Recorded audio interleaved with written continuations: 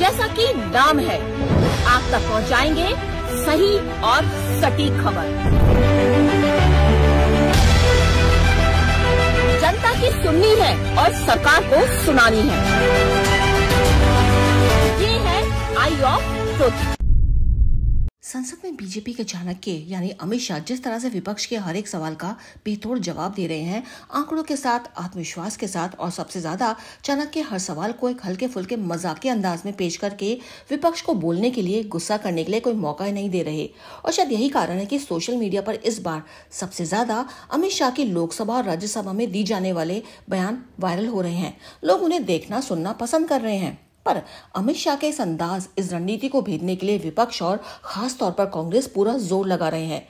कांग्रेस के दिग्गज नेता राहुल गांधी से लेकर मल्लिकार्जुन खड़गे, जयराम रमेश समेत अमित शाह को अपने उल्टे सीधे प्रश्नों से घेरने का पूरा प्रयास कर रहे हैं, पर अभी तक किसी को सफलता नहीं मिल पाई है। और अब कांग्रेस के एक और अनुभवी और दिग्गज नेता पूर्व गृह मंत्री पी चिदम्बरम ने गृह मंत्री अमित शाह को घेरने के लिए संसद के अंदर नहीं बल्कि बाहर से घेरने की कमान अपने हाथ में ले ली है और अमित शाह के एक बयान को झूठ का पुलिंदा बताते हुए अमित शाह को झूठा साबित करने की कोशिश में लग गए हैं।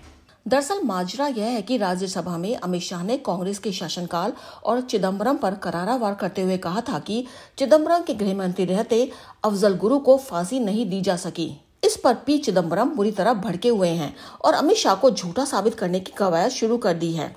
उन्होंने आरोप लगाया है कि चाणक्य तथ्यों को गलत तरीके से पेश कर रहे हैं। चिदम्बरम कहते हैं कि दोष साबित होने के बाद और सजा सुना जाने के बाद अफजल गुरु की पत्नी ने भारत के राष्ट्रपति से दया याचिका की थी।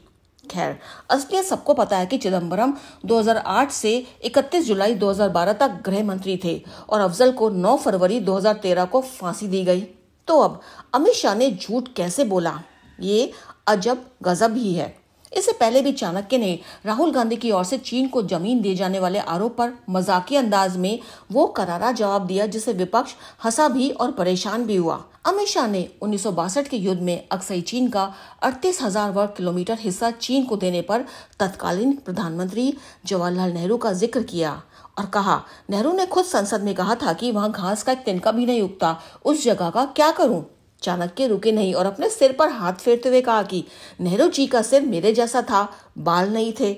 और इसी कारण उस समय एक सांसद महावीर प्रसाद त्यागी जी ने टिप्पणी कर दी थी कि आपके सिर पर भी एक बाल नहीं, वो भी चीन को भेज दें क्या। इस तरह के कई वीडियो काफी वायरल हो रहे हैं जिनमें अमित शाह अपनी रोबीली गुस्सैल छवि के विपरीत मजाकिया अंदाज में विपक्ष की क्लास ले रहे हैं। अनुजैन रोहत की आई ऑफ ट्रुथ। हमारे चैनल आई ऑफ ट्रुथ को सब्सक्राइब कीजिए यूट्यूब पर, इसे फॉलो कीजिए फेसबुक पर, इंस्टाग्राम पर, ट्विटर पर और कू पर। हमारे चैनल के बारे में फीडबैक देने के लिए हमें मेल कीजिए ioftruth.6@gmail.com पर।